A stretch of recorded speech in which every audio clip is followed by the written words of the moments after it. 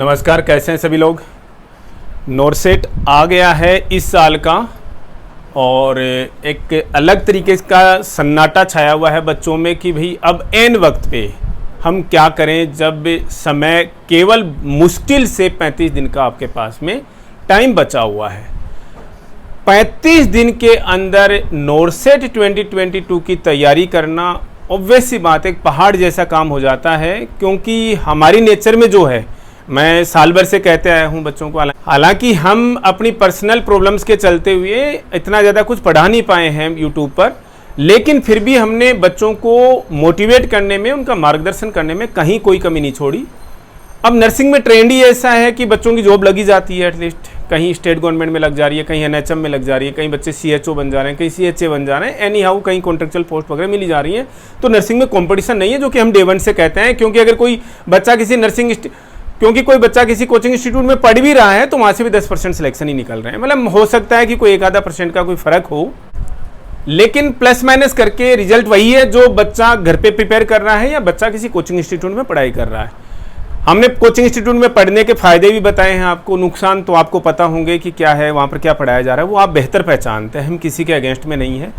तो हमारा भी एक तरीके से अगर आप कहो तो कोचिंग इंस्टीट्यूट ही तो है, फीस ही तो नहीं ले रहे केवल, कोई बात नहीं। मोटिवेशन यहाँ पर ज़रूरी भी है और उससे केवल काम चलेगा भी नहीं। मोटिवेशन का मतलब केवल इतना है कि जो पढ़ें अब इतने बचे हुए समय में वो ठीक से पढ़ें। ऐसा नहीं कि बुक के पन्ने पलटते जाएं या कोई वीडियो देखते चले जाएं या कोई क्लास अटेंड करते चले जाएं, उसके अंदर क्या बताया जा रहा है आपको कुछ मतलब नहीं है। बस एक बार सिलेबस हमें पूरा कवर करना है, बस इस चीज़ से मतलब है, तो पढ़ने का कोई मतलब रह नहीं जाता। हम डे वन से कहते आए हैं इन चीज़ों के लिए कि आपने जो थोड़ा थोड़ा पढ़ा होगा वही चीज़ें अल्टीमेटली एग्जाम के समय में काम में आएंगी। अब हम ये चीज़ें यहाँ पर क्यों बोल रहे हैं, क्योंकि बचे हुए समय में 35 दिनों में हम चाहते हैं कि आपके लिए लगभग 35 से 40 क्लासें लेकर के आएँ, और उनमें कितने इंपॉर्टेंट क्वेश्चंस हैं हमने लगभग लंबे समय से, क्योंकि नोरसेट का तो आइडिया था कि एन वक्त पे इसी समय में होने वाला है, तो हमारे पास में 750-800 क्वेश्चंस सेलेक्ट किए हैं हमने, जो कि हम बच्चों के साथ में यहाँ पर डिस्कस करने वाले हैं आगामी 35 दिनों के अंदर, जिससे क्वेश्चंस के आने की बहुत ज़्यादा संभावनाएं बनेंगी। हम एक चीज़ कह दें, समझदार को इशारा काफ़ी होता है। हम ये नहीं कह रहे कि उन 750-800 क्वेश्चंस में से मैक्सिमम क्वेश्चन आएंगे, लेकिन ये जरूर कह दे रहे हैं कि वो 750-800 क्वेश्चन कवर नहीं करना, उसका डिस्क्रिप्शन कवर नहीं करना आपको थोड़ा सा महंगा तो मैं नहीं कहूँगा, लेकिन पछतावा हो सकता है आने वाले समय में नोरसेट 2022 देने के बाद में। तो अब बिना समय गंवाए हम शुरुआत करेंगे आज से उन क्वेश्चंस की, और बहुत ही जल्द हम टेस्ट सीरीज हमारी शुरू कर देंगे अगले ही हफ्ते से हमारे वेब पोर्टल पर, और बहुत ही अलग अंदाज में, सबसे एकदम अलग। उसके ज़रिए आप हमारे साथ में तैयारी कर पाएंगे, अपना सेल्फ असेसमेंट कर पाएंगे, इवेल्युएशन कर पाएंगे। तब तक, जब तक नोरसेट 2022 नहीं हो जाता, तब तक हम अपने क्वेश्चंस के साथ में शुरुआत करते हैं, और बेहतरीन शुरुआत करना चाहेंगे इन सेलेक्ट क्वेश्चंस के साथ में। आप स्क्रीन पर देखेंगे बहुत सिंपल क्वेश्चन है। बच्चे जो थोरों हैं इन चीज़ों से, पढ़े हुए हैं, हमें भाई नर्सिंग में मैं बार बार कहता रहा हूँ सबके सब इंटेलिजेंट है, और यहाँ पर इंटेलिजेंट है अभी जो क्वेश्चन देख रहे हैं, और एग्जाम में जाकर के, और ऐसे 4 क्वेश्चन रखे अभी हमने, ऐसे ही 4 क्वेश्चन रखे, और चारों क्वेश्चन अलग अलग हैं। सर हमें ये तो समझ में नहीं आया, ऐसा क्वेश्चन तो आता ही नहीं है जी, और आया है एग्जाम में तो समझ में नहीं आया कि साहब ml पर आर पूछ लिया, ml पर मिनट पूछ लिया, या ड्रॉप्स पर मिनट पूछ लिया, क्या क्वेश्चन था। तो बिना समय गंवाए यहाँ से हम शुरुआत करेंगे आज के हमारे इस सेशन की सीरीज की, जो कि नोरसेट 2022 तक चलेगी, और उसके बाद में देखा जाएगा अदर एग्जाम्स के लिए। पहला क्वेश्चन देखिएगा आप यहाँ पर, a child is to receive 60 milligram of phenytoin sodium. बच्चे को 60 मिलीग्राम फेनिटोइन सोडियम दी जानी है। Medication is available as an oral suspension. Oral suspension में मेडिसिन है दैट कंटेन्स 125 मिलीग्राम 5 ml। वो कैसे है, 5 ml में 125 मिलीग्राम है। How many ml should you administer, आप कितने ml बच्चे को पिलाओगे। ऐसे क्वेश्चंस को करने के मैंने 2 तरीके आप लोगों को बता रखे हैं। जो पहले दिया हुआ है वो देखिए, 125 मिलीग्राम है, कितने में, 5 ml में। ये लिख लीजिएगा पहले, 125 मिलीग्राम पर 5 ml, एक तो ये तरीका है, इज इक्वल टू, अब देखिएगा आपने पहले, बच्चे गलती करते हैं हमेशा, ये तुक्के से एक आध बार क्वेश्चन सही हो जा रहा है, एग्जाम में जाकर के गलती करके आएंगे। पहले आपने मिलीग्राम लिखा है तो अभी भी आप मिलीग्राम लिखिएगा, कौन सा जो प्रेस्क्राइब्ड है, कितना 60 मिलीग्राम लिख दिया जी हमने, 60 मिलीग्राम। रेशियो क्या बना दिया यहां पर, कितना ml देना है, यही तो पूछा उन्होंने कि भाई हाउ मेनी ml, तो यहां पर हम क्या लिख दिया भैया, हमने ml की जगह पर x लगा दिया यहां पर। अब इसको मल्टीप्लाई कर लीजिए, अंदर वालों को अंदर वालों से, बाहर वालों को बाहर वालों से, क्या हो जाएगा 125x is equal to 5 into 60 कितना होता है जी 300।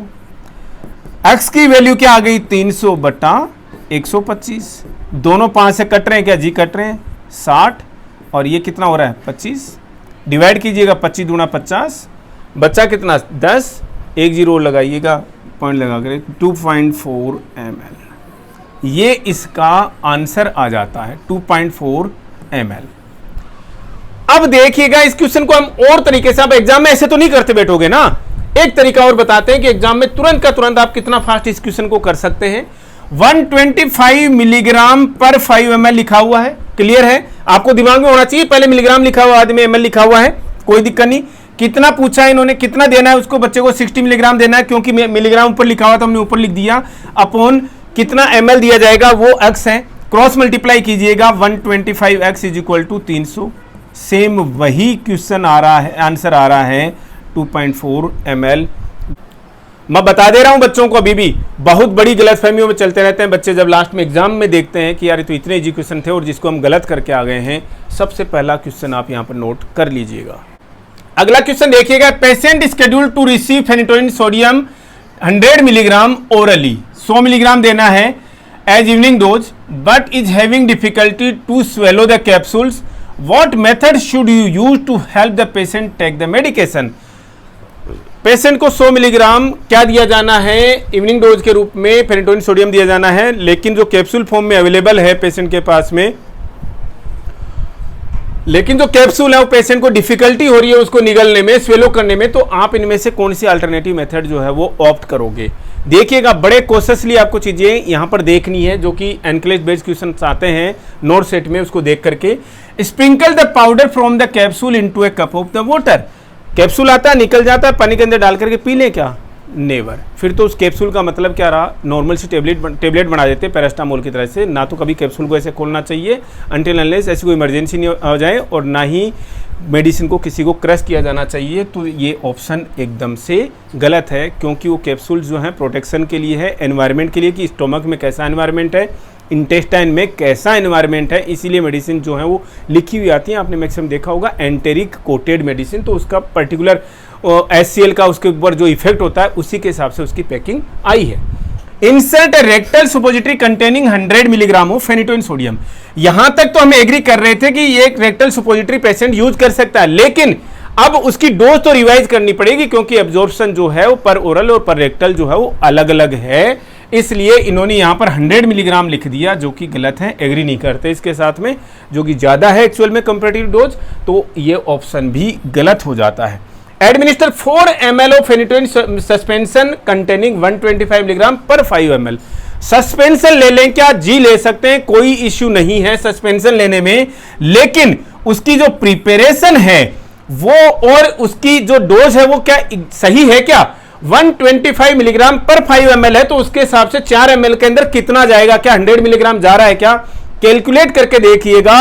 वही मेथड जो हमने बताई है, 125 पर 5 इज इक्वल टू देना कितना है 100 देना है अपॉन x। दो तरीके थे इसको आपको मैच करने के, आप यहां पर 4 भी लिख लेते, दोनों साइड का आंसर अगर एक ही आ रहा था तो यहां पर आप 4 भी रख के देख सकते हैं, 100 अपॉन 4, इधर भी 25 आ रहा है और इधर भी 25 आ रहा है, इसका मतलब डोज पर्टिकुलर है, सही है। या आप ऐसे करके दे सकते हो 125 upon 5 is equal to 100 upon x, value कितनी आएगी 125x is equal to 500, x की वैल्यू आ जाएगी 4 ml।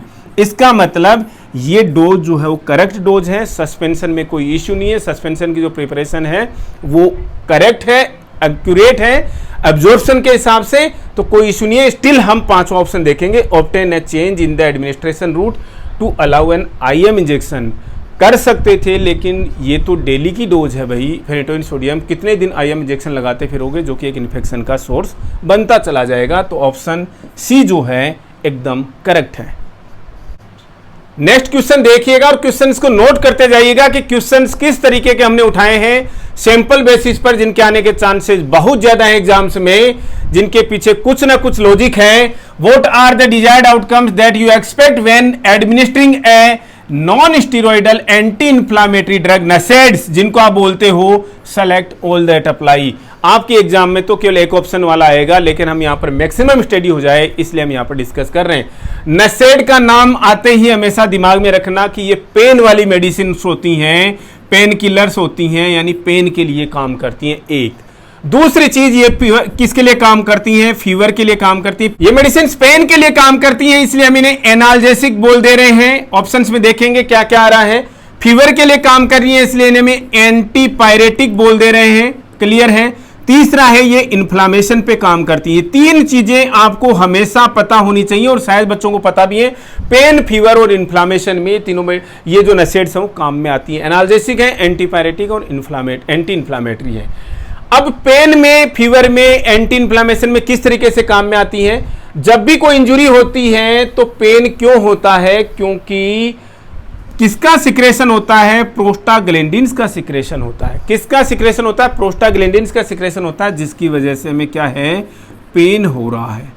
अब इस पेन को इनहिबिट करने के लिए, पेन को सप्रेस करने के लिए क्या करना पड़ेगा, प्रोस्टाग्लैंडिन्स को इनहिबिट करना पड़ेगा।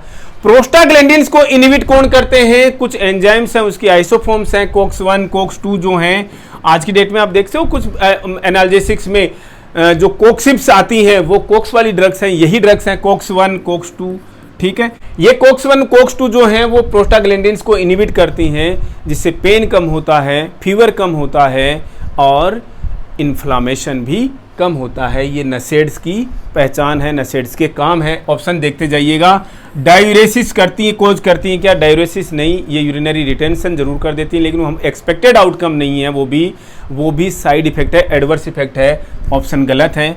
Pen relief yes, antipyretic, antipyresis yes, bronchodilation cause नहीं करती।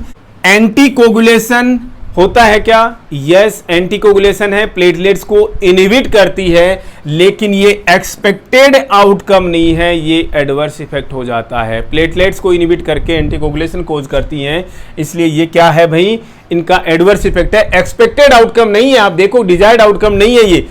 डिक्रीड इन्फ्लामेशन यस करेक्ट है। तो कौन से ऑप्शन सही हो गए, बी, सी एंड एफ जो हैं वो तीन ऑप्शन यहाँ पर करेक्ट हैं। पेन, इन्फ्लामेशन और फीवर के अगेंस्ट में ये मेडिसिन काम करती हैं। चीज़ें आप एक बार जब पढ़ लेते हो तो वो फिर लाइफ लॉन्ग याद होनी चाहिए। यहाँ पर आपके साथ साथ में पढ़ने के साथ साथ में नोट्स के फॉर्म में आपके सामने आ जानी चाहिए थी ये चीज़ें। नेक्स्ट क्वेश्चन देखते हैं। What are the clinical indicators that you should identify when an IV solution has infiltrated, select all that apply. यहां पर क्या हुआ कि क्या एक क्लिनिकली इंडिकेटर्स हैं जिससे आपको यह पता लग रहा है कि आईवी इन्फिल्ट्रेशन हो रहा है। आईवी इन्फिल्ट्रेशन का मतलब क्या है, इन्फिल्ट्रेट का मतलब क्या है, आईवी कैनुला, आईवी कैथेटर के थ्रू जो आप आईवी सेलाइन दे रहे थे, आईवी फ्लूइड दे रहे थे, वो क्या कैथेटर जो क्या हो गया है, अपनी जगह से डिस्प्लेस हो गया है। क्या हो गया भाई, डिस्प्लेस हो गया है, जगह से हट गया है। जगह से हट गया है तो फ्लूइड जो चल रहा है जितनी देर चलेगा वो किसमें, वेसल यानी वेन में ना जाकर के कहां पर जाएगा, टिश्यू में जाएगा। और टिश्यू में जाएगा तो क्या आएगा भाई, स्वेलिंग होगी यानी एडिमा कोज करेगा। आप एग्री करते हो इस बात के साथ में, एडिमा कोज करेगा। दूसरी चीज, वहां पर आपको क्या फील होगा, कोल्ड फील होगा या हीट फील होगा, इन्फ्लामेशन होगा तो आपको हीट फील होता, यहां पर आपको कूल फील होगा, कूल फीलिंग आएगी, ठंडा हो जाएगी वो जगह। तीसरी जो चीज है वो क्या होगी, पेल होगा, पेलर जो है वो वहां पर आपको नोट करने को मिलेगा। ये तीन इंपॉर्टेंट चीजें आप नोट कीजिएगा, किसको लेकर के, इन्फिल्ट्रेशन को लेकर के, जिसमें आईवी कैनुला जो है वो अपनी जगह से डिस्प्लेस हो गया है। क्या करना आपको ऐसे केसेज में, तुरंत का तुरंत आईवी स्टॉप, आईवी को स्टॉप करके दूसरी अनादर साइट जो है वो आप ऑप्ट करोगे आईवी कैनुला के लिए, आईवी कैथेटर के लिए, ताकि पेशेंट का आईवी फ्लूइड कंटिन्यू किया जा सके। यहां पर ऑप्शंस देखते हैं कि कौन कौन से इंडिकेटर हैं जो कि आईवी इन्फिल्ट्रेशन को शो कर रहे हैं। हीट, जी नहीं। कूल, हीट नहीं, कूल। पेलर, यस, पेल। एडिमा, यस, अभी हमने डिस्कस किया। डिक्रीड फ्लो रेट, यस, ये डिस्कस नहीं किया था। फ्लो रेट जो है वो डिक्रीज हो जाएगी या इंक्रीज हो जाएगी? डिक्रीज होते होते होते धीरे धीरे क्या हो जाएगी? बंद हो जाएगी। यस, ऑप्शन करेक्ट है। इंक्रीड ब्लड प्रेशर, ब्लड प्रेशर का कोई रिलेशन नहीं हो सकता, क्योंकि फ्लूइड तो टिश्यू के अंदर जा रहा है। फ्लूइड ओवर फ्लूइड हो जाता किस में? वेसल्स में, सिस्टम में, सर्कुलेटरी सिस्टम में, तब हम कह सकते थे कि बीपी को बढ़ा सकता है। इसलिए बीपी बढ़ने का सवाल नहीं होता। तीन चीज़ें जो हमने डिस्कस करी हैं अभी, डिस्प्लेस होने की वजह से एडिमा होगा, पेलर होगा, कूल होगा, और चौथी जो चीज़ है वो क्या है? फ्लो रेट जो है वो आईवी की डिक्रीज हो जाएगी। नेक्स्ट क्वेश्चन देखिए, पेशेंट्स आईवी इन्फ्यूजन इनफिल्ट्रेट्स, वही क्वेश्चन, इनफिल्ट्रेट हो गया IV infusion. What do you identify as the most likely cause of the infiltration? Infiltration का सबसे कॉमन कोज क्या है? सबको पता है, आईवी कैनुला का अपनी जगह से डिस्प्लेस हो जाना। आईवी कैनुला का अपनी जगह से डिस्प्लेस हो जाना, ये इन्फिल्ट्रेशन का सबसे मोस्ट इंपोर्टेंट या मोस्ट कॉमन जो कोज है वो यही है। देखते हैं यहाँ पर excessive height of the IV bag. IV bag को आप चाहे इतना हाइट पे लगा दें, उसका आईवी कैनुला को इन्फिल्ट्रेशन होने का कोई दूर दूर तक कोई मीनिंग नहीं है, ना ही वो आईवी कैनुला को डिस्प्लेस करता है। Failure to secure the catheter adequately, आपने कैथेटर को एडिकेटली सिक्योर नहीं किया, जिसकी वजह से क्या हो गया? वो डिस्प्लेस हो गया। यस, ऑप्शन करेक्ट है, लेकिन आगे वाले भी देख लेते हैं, कहीं इससे ज्यादा करेक्ट तो ऑप्शन नहीं, कहीं डायरेक्टली लिखा हो कि आईवी कैथेटर डिस्प्लेस हो गया। Contamination during the catheter insertion, जी नहीं। कॉन्टामिनेशन का इफेक्ट किस पे, रिजल्ट कैसे दिखेगा आपको? इन्फेक्शन से और फीवर से दिखेगा, तो इसका कोई दूर दूर तक रिलेशन नहीं है इन्फिल्ट्रेशन से। Infusion of A chemically irritating medication, ये केमिकली इरिटेटिंग मेडिकेशन से फ्लेबाइटिस होता है, जिसकी वजह से हमें कैनुला चेंज करना पड़ता है, कैथेटर चेंज करना पड़ता है। इन्फिल्ट्रेशन नहीं होता उसकी वजह से, जहां पर हालांकि हमें कैनुला चेंज करना पड़ जाता है, कैथेटर चेंज करना पड़ जाता है, तो ये ऑप्शन भी क्या है? गलत है। तो ऑप्शन क्या है यहाँ पर? करेक्ट क्या है? Failure to secure the catheter adequately, correct. Next question is, a patient is to receive 2 liter of IV fluid in 12 hours, 12 घंटे में 2 लीटर फ्लूइड दिया जाना है। What rate should you set the electronic infusion control device? आजकल जो आप infusion pump देखते हो, उसी की तरह से इलेक्ट्रॉनिक कंट्रोल डिवाइसेज आ गई हैं, उस पर आप सेट कर दीजिए और आईवी फ्लूइड जो चलता रहेगा। लेकिन यहां पर देखिएगा, आपको ड्रॉप्स नहीं पूछी है, यहां पर आपको क्या पूछा है? आंसर पूछा है ml पर आवर में। यहां पर बोला 2 लीटर, बहुत सिंपल क्वेश्चन है मैथमेटिक्स का। 2 लीटर दिया जाना है कितनी देर में? 12 घंटे में। लीटर पर आवर में आ गया, लेकिन यहां पर ml पर आवर में पूछा है, इसका मतलब इसको ml में बनाइए, 2000 ml अपॉन 12 आवर्स। अब 2000 को 12 से डिवाइड कर लीजिए, आंसर क्या आएगा? वही ml पर आवर में क्या होगी? इन्फ्यूजन रेट होगी, जो आप सेट करोगे इलेक्ट्रॉनिक इन्फ्यूजन कंट्रोल डिवाइस पे। कमेंट बॉक्स में लिख करके हमें बताइएगा कि क्या रेट होगी ये। साथ में इसकी आप drop factor 15 drops per ml से आप इसका क्या निकाल सकते हैं? ड्रॉप रेट भी आप इसकी निकाल सकते हैं। और सेम यही क्वेश्चन जिसमें हम ड्रॉप फैक्टर के साथ में ड्रिप रेट निकालेंगे आ गया, लेकिन क्वेश्चन एकदम से अलग है। कैसे है? An intravenous piggyback of cefazolin 500 mg in 50 ml of 5% dextrose water is to be administered over 20 minutes. At what rate per minute should you regulate the infusion to run? Drop factor है 15 ml, 15 drops per minute का drop factor अगर दिया है तो ठीक है, otherwise नहीं दिया होता तो आपको यही मानना है। कई बार ड्रॉप फैक्टर 16 से 20 से दिया हुआ होता है, और माइक्रो ड्रिप सेट जो है वो इससे 4 गुना हो जाता है, मतलब उसकी बूंदें जो 4 गुना कम है, 60 ड्रॉप्स पर ml हो जाती हैं। देखिएगा कितना है, आईवी पिगी बैग जो है सिफाजोलिन का 500 मिलीग्राम है, कितने ml में? 50 ml में। इसका मतलब आपको कितना सॉल्यूशन देना है? 50 ml देना है। कितनी देर में? 20 मिनट के अंदर आपको देना है। कितनी देर में देना है? 20 मिनट के अंदर देना है। अब आपको क्या निकालना है? ड्रिप रेट निकालनी है। कैसे निकालोगे? फॉर्मूला याद करोगे तो ठीक है, अदरवाइज इससे कर लिया तो ठीक है। 50 ml में ड्रिप फैक्टर से देखिए, ड्रॉप फैक्टर से देखिए, ml को ड्रॉप्स में कन्वर्ट कर लीजिएगा 15/20 मिनट्स, ये तो मिनट्स ही हैं, आ गया यहाँ पर ठीक। 5 × 15 5 × 24 150/4। देखिएगा कितनी ड्रॉप्स पर मिनट आती हैं, यहाँ पर कमेंट बॉक्स में लिख करके बताइएगा। नेक्स्ट बहुत इंपॉर्टेंट क्वेश्चन आगामी परीक्षाओं के हिसाब से, a patient had extensive prolonged surgery. Patient की एक्सटेंसिव बहुत देर तक सर्जरी हुई है, बहुत लंबी सर्जरी हुई है। Which electrolyte level should you monitor the most closely. आपको कौन से इलेक्ट्रोलाइट को सबसे ज़्यादा क्लोजली जो मॉनिटर करना है। कभी भी किसी भी लंबी सर्जरी में क्या होता है, पेशेंट का स्ट्रेस लेवल जो है वो क्या होता है, ज़्यादा है। जितना ज़्यादा स्ट्रेस लेवल होगा उतने ही ज़्यादा कोर्टिसोल्स का सिक्रेशन होता है। जितने ज़्यादा कोर्टिसोल्स का सिक्रेशन होगा वो क्या इफेक्ट डालता है किडनीज के ऊपर, रीनल ट्यूब्यूल्स के ऊपर, कि सोडियम को रिटेन कीजिए और पोटेशियम को जो है वो बाहर निकालिए। सोडियम रिटेन रहेगा बॉडी के अंदर, पोटेशियम जो है वो एक्सक्रेट होगा। पोटेशियम एक्सक्रेट होगा तो इसका मतलब हाइपोकेलिमिया के चांसेस हो सकते हैं, पहली चीज। अब आप बोलोगे कि साहब यही क्यों, सोडियम भी तो ज़्यादा बढ़ रहा है बॉडी के अंदर, तो हाइपरनेट्रीमिया नहीं होगा क्या? जी नहीं, हाइपरनेट्रीमिया इसलिए बैलेंस हो जाएगा, रीजन है क्योंकि पेशेंट की एनजी ट्यूब से सक्शनिंग होती रहती है, जो सिक्रेशंस आते हैं स्टोमक में। एब्डोमिनल डिस्टेंशन को कम करने के लिए क्या किया जाता है, एनजी ट्यूब की सक्शनिंग की जाती है, उसमें सोडियम आयंस जो हैं वो डिप्लेट हो जाएंगे।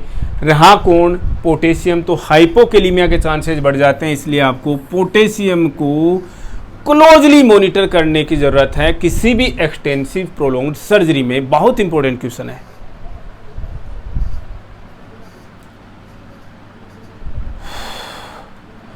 एक क्वेश्चन और देखिएगा, you administer an IV solution of 0.45 sodium chloride, in which category of fluids does this solution belongs to.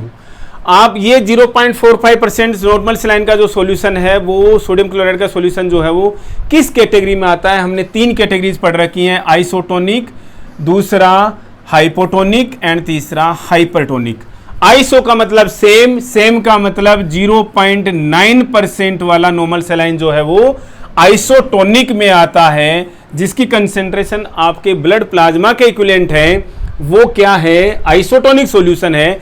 ऐसे सॉल्यूशन में आप किसी सेल को डालोगे, डिप कर दोगे, तो उस सेल पे कोई फर्क नहीं पड़ेगा, ना तो वो स्वेल होगी और ना ही कंस्ट्रिक्ट होगी, कोई फर्क नहीं पड़ने वाला उस पर आइसोटोनिक सॉल्यूशन में। हाइपोटोनिक सॉल्यूशन, ऐसे सॉल्यूशन जिनकी कंसेंट्रेशन कम है, किससे, नॉर्मल से। नॉर्मल कितनी, यहां पर अगर नॉर्मल सलाइन की बात करें या फिर ब्लड के कंपैरिजन में बात करें, ब्लड प्लाज्मा से कम है, या यहां पर नॉर्मल सलाइन की बात करें तो 0.9% से कम है, NS की बात करिए तो वो हाइपोटोनिक सॉल्यूशन है। और आप देखिएगा यहां पर 0.45% सॉल्यूशन जो है वो क्या है, हाइपोटोनिक सॉल्यूशन ही है।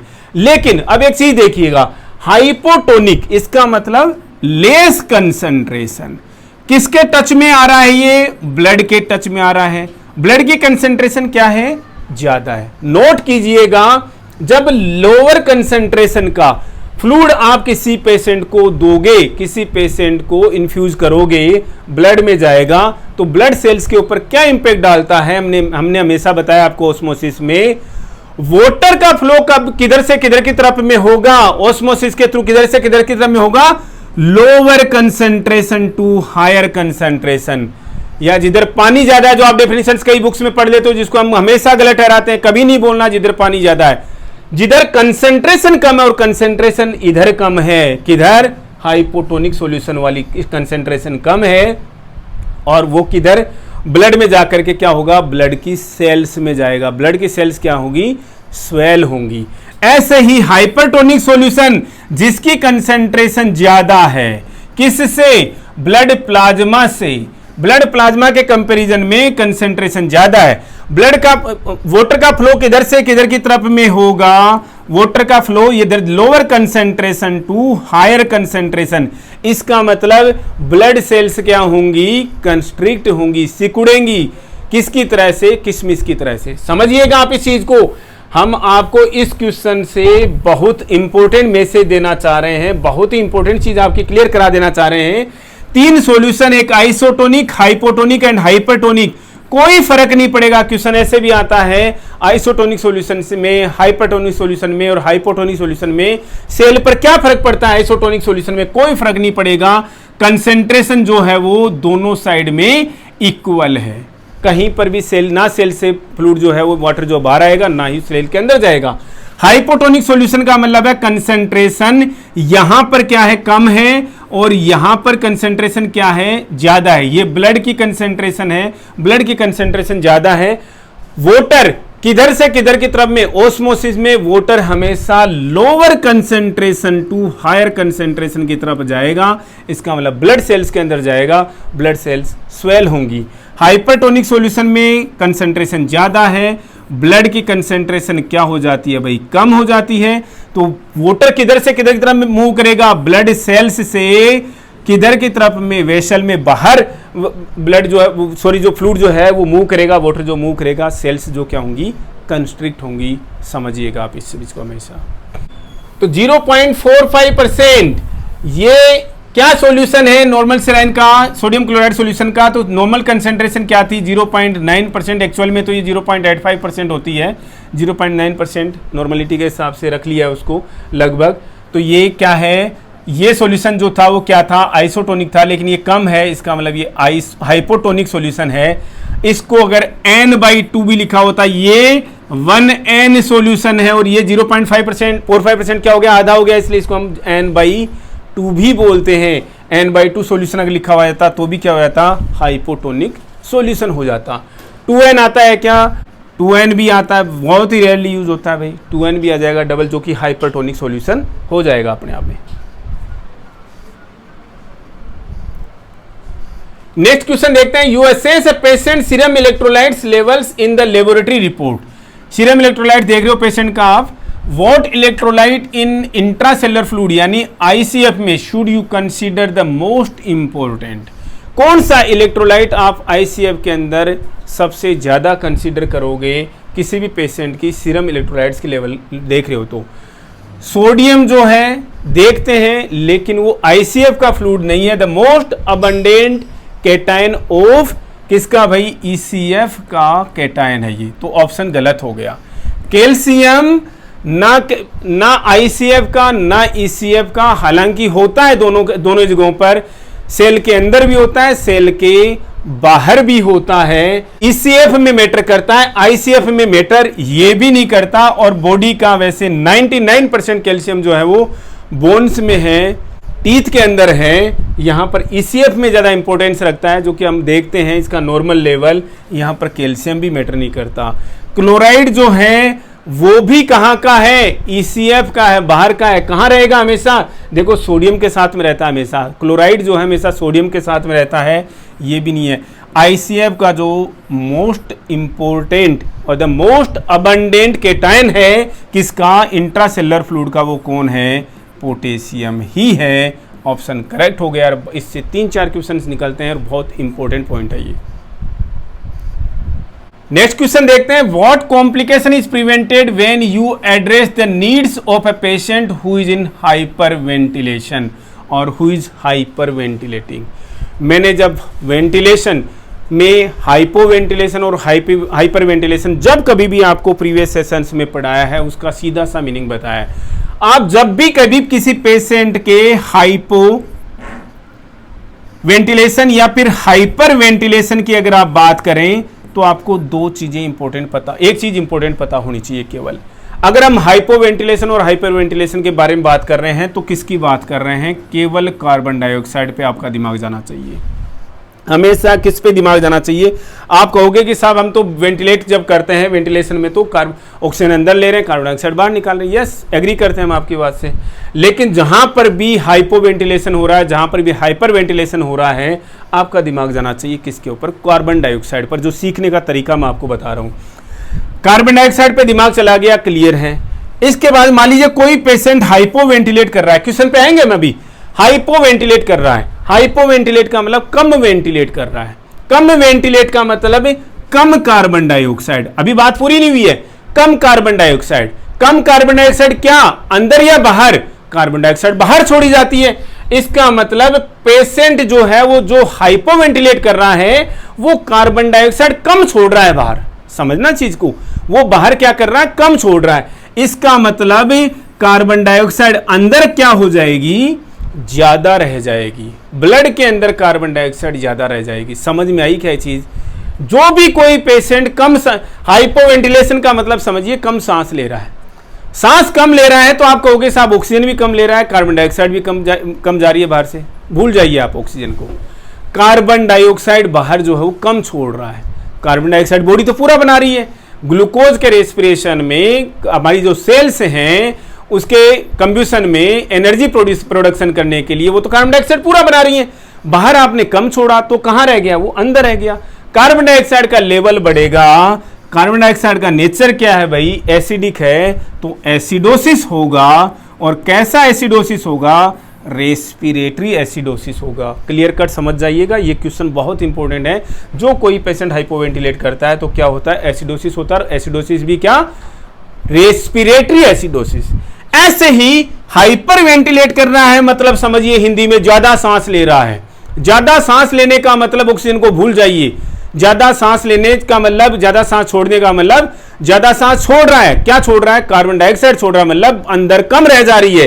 अंदर कार्बन डाइऑक्साइड का लेवल क्या हो गया? कम हो गया। एसिड बॉडी के अंदर कम हो गया, मतलब एल्कलोसिस हो रहा है। किसकी वजह से हो रहा है? ये रेस्पिरेशन की वजह से हो रहा है। कोज आपको पता है वेंटिलेशन है, तो ये रेस्पिरेटरी एल्कलोसिस है। अब आते हैं क्वेश्चन के ऊपर। क्वेश्चन क्या कर रहा था? What complication is prevented when you address the needs of a patient who is hyperventilating? कौन सा कॉम्प्लिकेशन होने के चांसेज यहां पर है? देखिएगा, कार्डियक अरेस्ट जी नहीं, कार्बोनिक एसिड डेफिसिट। अब हम पॉइंट पर पहुंचे नहीं। क्या कर रहा था? पेशेंट हाइपर वेंटिलेट कर रहा था। हाइपर वेंटिलेट कर रहा था। हाइपर वेंटिलेट का मतलब कार्बन डाइऑक्साइड जो है वो ज्यादा बाहर छोड़ दे रहा था। कार्बन डाइऑक्साइड के साथ में भाई हम हाइड्रोजन, हम वाटर भी छोड़ते हैं साथ में, यानी कि ये किसकी फॉर्म थी? H2CO3, यानी कि कार्बोनिक एसिड। ये दोनों के दोनों बाहर निकल रहे हैं। मतलब क्या ज्यादा बाहर निकल जा रहा है? कार्बोनिक एसिड जो है वो ज्यादा बाहर निकल रहा है। जब रेस्पिरेशन में क्या होता है? जब एक्सहेल कर रहे हैं तो कार्बन डाइऑक्साइड कैसे बाहर निकलती है? ये बाइकार्बोनेट, ये कार्बोनिक एसिड जो है वही टूट करके तो बाहर निकल रहा है, H2O + CO2। समझ रहे हो आप इस चीज को? देख लीजिएगा, केमिकल बैलेंस कर लीजिएगा, यही हो रहा है। कार्बन डाइऑक्साइड के साथ में पानी बाहर निकल रहा है। एक्चुअल में कार्बोनिक एसिड जो है वो क्या हो जाएगा? फिर कार्बन डाइऑक्साइड कम हो रही है, इसका मतलब कार्बोनिक एसिड भी जो है वो कम हो जा रहा है। कार्बोनिक एसिड डेफिसिट हो जा रहा है। ऑप्शन मिल गया, लेकिन और देखिएगा, reduction in serum pH. Reduction नहीं होगा, पीएच बढ़ जाएगी, क्योंकि क्या हो रहा है? अंदर कार्बन डाइऑक्साइड बाहर निकल जा रही है, एसिड कम हो गया, एल्कलोसिस हो गया है, तो पीएच क्या हो जानी चाहिए? बढ़नी चाहिए थी। ऑप्शन गलत है। एक्सेस ऑक्सीजन सैचुरेशन का कोई मतलब नहीं बनता। इस चीज को बहुत इंपॉर्टेंट समझ लीजिएगा। हाइपोवेंटिलेशन और हाइपर वेंटिलेशन शायद इतना इजीली आपको कोई समझाएगा नहीं।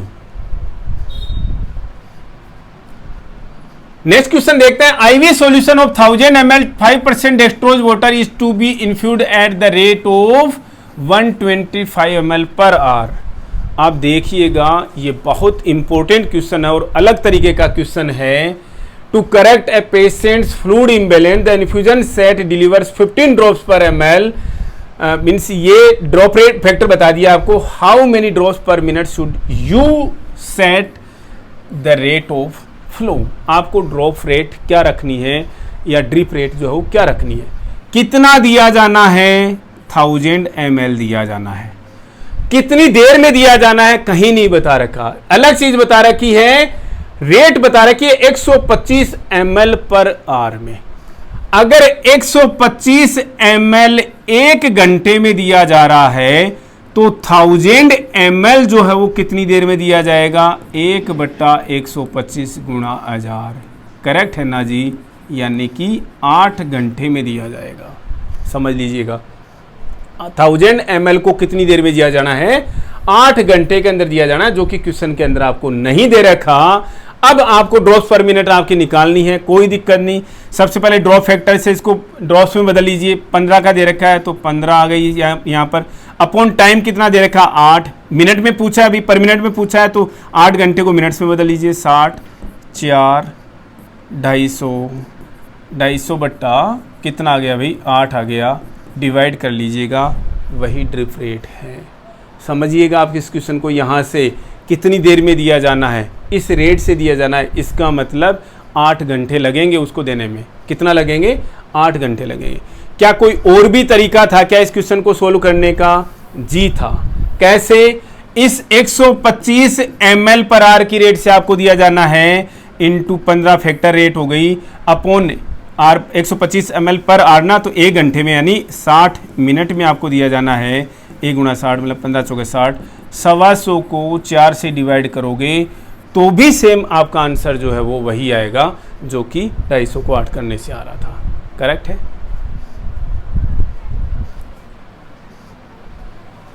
नेक्स्ट क्वेश्चन देखिए, what clinical finding indicates that a patient में हैव हाइपोकेलिमिया। कौन सी क्लिनिकल फाइंडिंग इंडिकेट कर रही है कि पेशेंट को हाइपोकेलिमिया हुआ है? क्लिनिकल फाइंडिंग्स जो हैं हाइपोकेलिमिया के साइन सिम्टम्स जो हैं वो कैसे नोट करोगे आप? हाइपोकेलिमिया के साइन एंड सिम्टम्स में आप ऐसे लर्न कीजिएगा, ए सिक वॉल्ट। अब इसमें से क्या क्या इंपॉर्टेंट है वो हम आपको बताते हैं।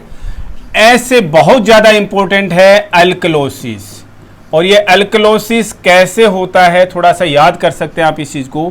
हाइपोकेलिमिया, हाइपोकेलिमिया का मतलब क्या है? यहां पर ये ब्लड है, पोटेशियम जो है वो आप कहते हो पढ़ते हो कि सेल के अंदर ज्यादा होता है तो सेल के बाहर नहीं होता क्या? जी होता है।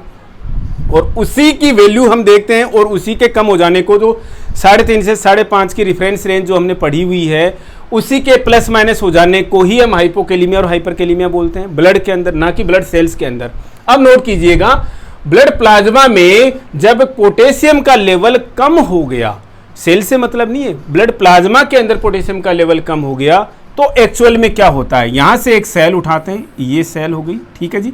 एक सेल उठाई है हमने जिसके अंदर पोटेशियम भरा पड़ा है, पोटेशियम ज़्यादा है, और ये बाहर का एनवायरनमेंट है जिसके अंदर पोटेशियम का लेवल थोड़ा सा जो कम हो गया है, जो होना चाहिए था। अब इसको बैलेंस करने के लिए बॉडी क्या कर रही है? ये कहती है साहब, सेल बोलती है पोटेशियम तो हम दे देंगे आपको। क्या बोलती है? पोटेशियम तो हम दे देंगे आपको। ठीक है जी, आ जाइए, कोई दिक्कत नहीं है।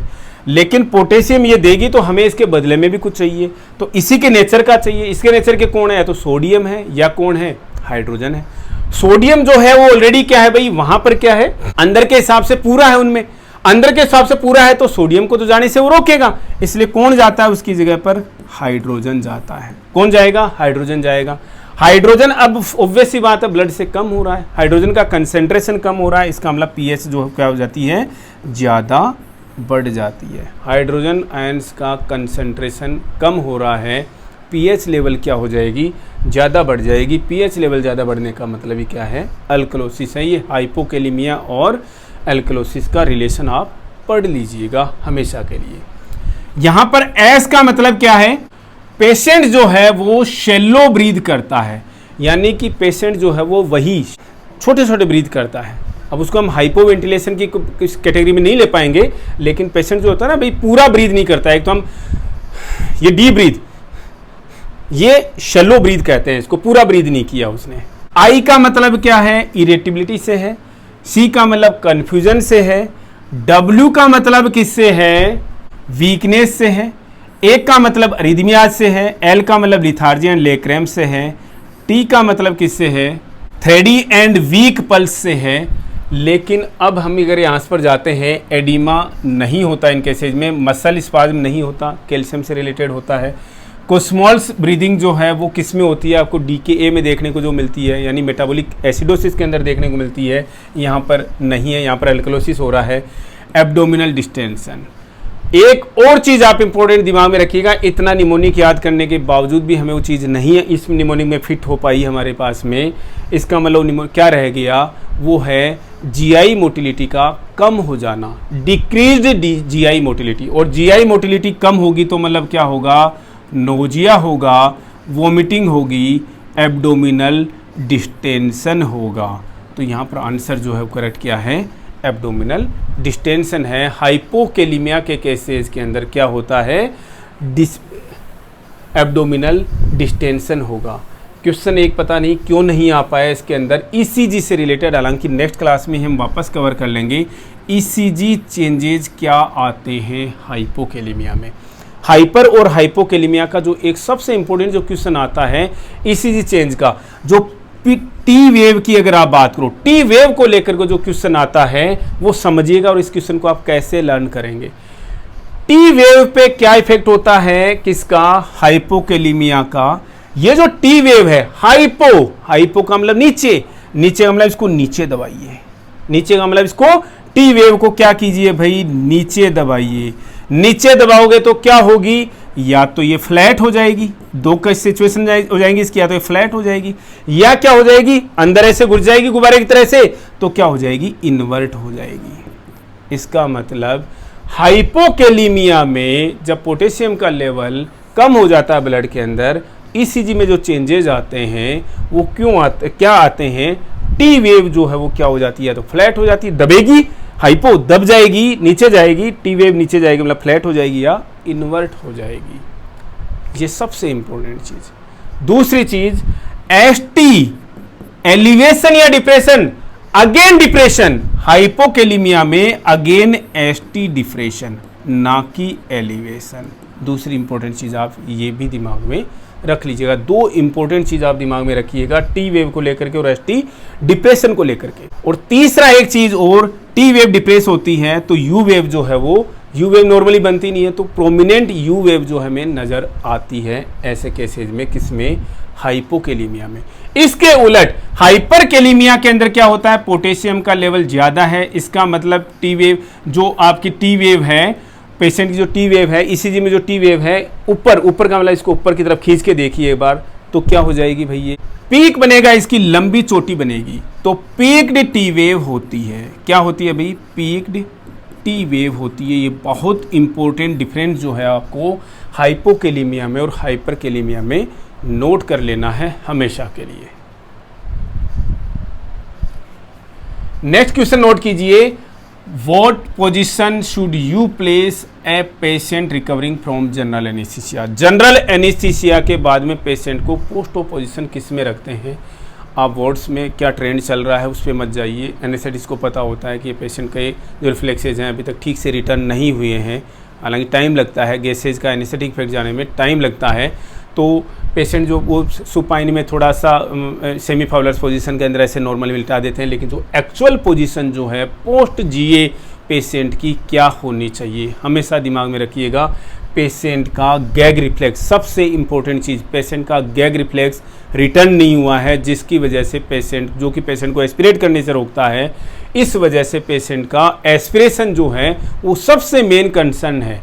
और इस एस्पिरेशन के डर के चलते पेशेंट को हमेशा साइड लाइंग पोजीशन में रखा जाता है ताकि एस्पिरेशन के चांसेज कम हो जाए, ड्रेनेज जो है वो प्रोमोट हो। ड्रेनेज का मतलब साइड लाइंग पोजीशन के अंदर ड्रेनेज जो है वो बाहर की तरफ में आएगा, ना कि अंदर की तरफ में जाएगा। आप पेशेंट को सुपाइन लिटाएंगे, सीधा अंदर जाएगा, कुछ भी ड्रेन आया तो। हाई पाउलर्स पोजीशन के अंदर पेशेंट की नेक जो, क्योंकि रिफ्लेक्स रिटर्न नहीं हुए, हाइपर फ्लेक्शन हो सकती है पेशेंट की नेक, जो कि रेस्पिरेशन में ब्लॉक जो ऑब्स्ट्रक्शन जो है वो कोज कर सकती है। ट्रेनलेनबर्ग पोजीशन जो शॉक के लिए पोजीशन होती है, ठीक है ना, स्पेसिफिकली फॉर शॉक, जब बीपी पेशेंट का कम हो गया और ब्रेन को ज़्यादा ऑक्सीजन पहुंचानी है तो ट्रेनलेनबर्ग पोजीशन में पेशेंट को हम रखते हैं। डिस्कस करेंगे इसके बारे में क्योंकि रिपीटेडली क्वेश्चन आते हैं। तो पोस्ट जीए का हमेशा दिमाग में रखना, कैसी पोजीशन, साइड लाइंग पोजीशन।